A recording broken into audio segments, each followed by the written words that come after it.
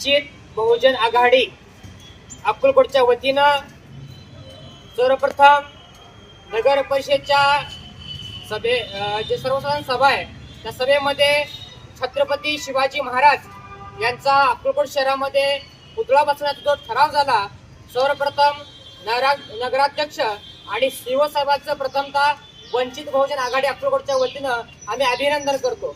त्याच पद्धतीनं या भारत देशासाठी, महाराष्ट्राच्या भूमीसाठी लढणाऱ्या सर्वच महापुरुषांना या ठिकाणी ज्या लोकांची या ठिकाणी तालुक्यातील लोकांची अस्मिता जुळलेली आहे, याच पद्धतीनं संत बसवण्णा महाराज, महात्मा ज्योतिबा फुले, यानंतर भारतीय राज्यघटनेचे निर्माते विश्वरत्न बोलतो डॉक्टर बाबासाहेब आंबेडकर, तसेच या ठिकाणी माता अहिल्यादेवी होळकर, याच पद्धतीनं लोकशाहीर अण्णाभाऊ साठे, अनेक महापुरुषाच्या प्रतिमा आणि पुतळे या ठिकाणी अक्कलकोट शहरामध्ये बसवण्यात यावे, याच्या अनुषंगाने अक्कलकोट वंचित बहुजन आघाडीच्या वतीनं आदरणीय जिल्हाध्यक्ष चंद्रशेखर अण्णा मडीखांबे यांच्या नेतृत्वामध्ये आणि तालुकाध्यक्ष आदरणीय विशालजी ठोंबरे यांच्या प्रमुख मार्गदर्शनाखाली आपण या ठिकाणी निवेदन दिलं। या ठिकाणी नगर परिषदला निवेदन देण्यात आलेलं आहे।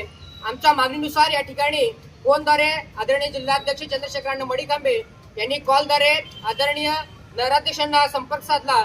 संपर्कावर तात्काळ त्यांनी निरोप देऊन या ठिकाणी अक्कलकोट शहरामध्ये आपण दिलेल्या मागणीचं या ठिकाणी 100% आपण साकार करणं, पुतळ्याचे आपण निवेदन दिलं 100% साकार करणं त्याचं आश्वासन दिलेलं आहे।